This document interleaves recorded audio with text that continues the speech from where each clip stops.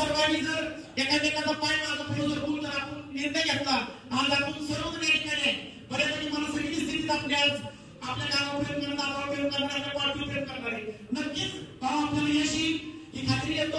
त्यानंतर आमचे नेते श्रीपाद मोरे आबा यांनी 2 मिनिटं बरोबर व्यक्त करतो.